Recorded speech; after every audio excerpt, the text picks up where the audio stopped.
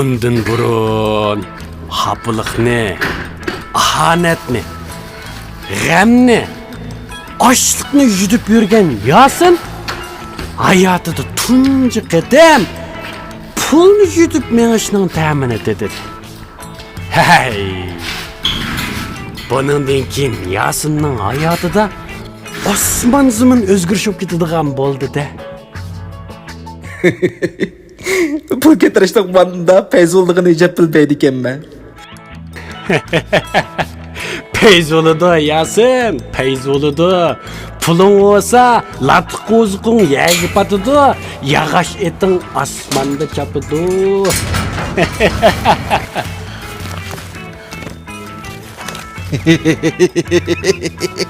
Hey, Yasinning bu talatidan qaraganda bunchalik pulni ko'rib boqmaniga xeyli bo'lgandek qiladi.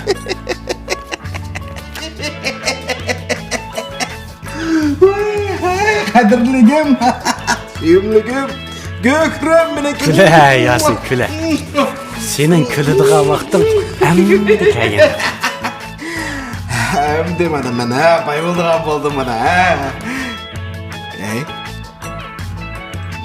Kunde bir tengi pulunu bankaga tiyese.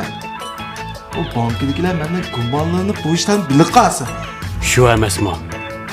Bu tarafini mi yo'q degil olmaydi. Demagan bilan buni xeyli kalis ishlaydi.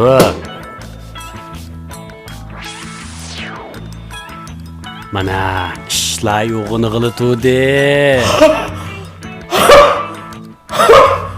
Qaraganda Yasinning ishtasi tangi pullarla qanoat qilmaydigandek qildi.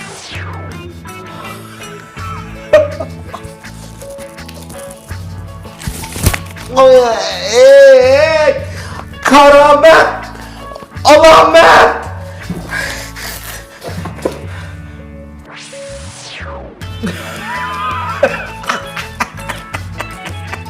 Hemmisi benim. Hemmisi benim. Allah'ım. Hey Yasin, manda pul tutsang, mayun bilan mast qilsang havas qiladi.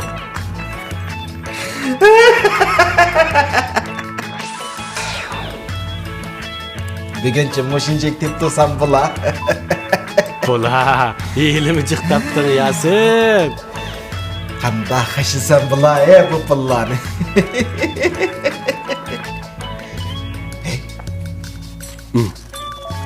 Endi ish o'xshidi. Bu ko'paygan pullarning hammasining numeri o'xshashga. Demak, bu pul rastın saxtığı o'zgardi degan gap.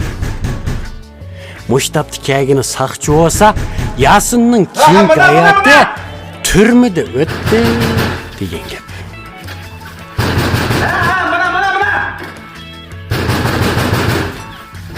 Kimdi bu?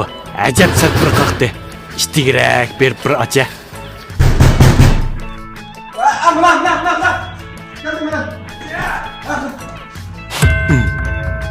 Bu kim demdi? Talardidan yaxshi odamdek qilmaydi.